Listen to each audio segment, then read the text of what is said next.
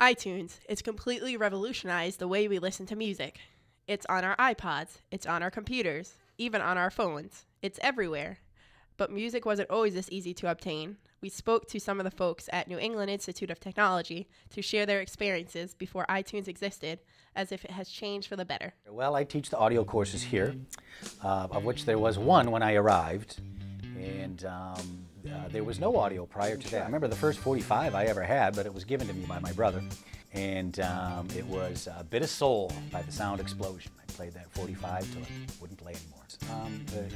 If it wasn't on the radio, you had to go purchase vinyl, and that was an expensive prospect. And kids, high school and younger, if they were interested, they needed money to buy an album, and in round figures, an album was $10. So if you had an album collection of 100 albums, that was considered a pretty sizable collection. That's $1,000 worth of music right there. Whereas today, to have 100 albums on your iPod, you're just getting started. I can remember spending hours in record stores trying to find things because you couldn't find things online.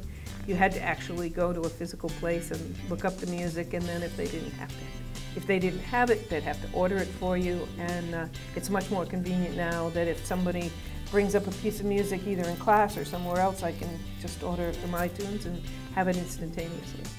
Even to this day, very few record stores still exist, like In Your Air in Warren, Rhode Island, a place where people can relive old memories and even the young people of today discover the formats of the past. It's almost as if history has repeated itself. I use iTunes all the time, pretty much.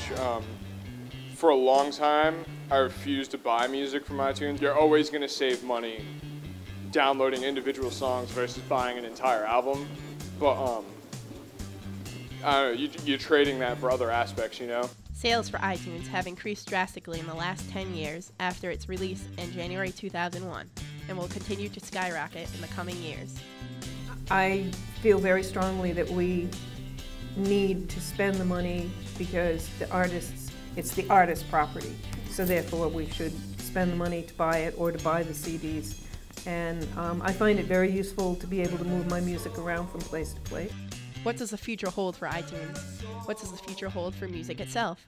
What innovations will be made in the coming years? If you would have told me that I had a device that's this big that I could fit in my pocket, that I could store 1,000 albums on 20 years ago, I would have thought you were crazy. Storage devices just get smaller and smaller. You can buy little flash drives that are the size of a fingernail that are, I think, 16 gigabytes now, and it will just continue to they'll just get smaller and faster and better.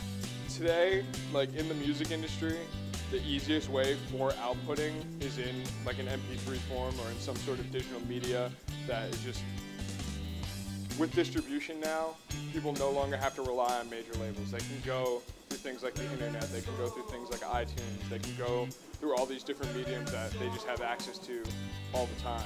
If I could have my things pressed on vinyl, all my recordings, I would much prefer to do that just because I prefer listening to something on a vinyl or even on a compact disc. When it comes down to it, at the end of the day, I would rather listen to my vinyl than plug my iPhone in and listen to that on the same speakers,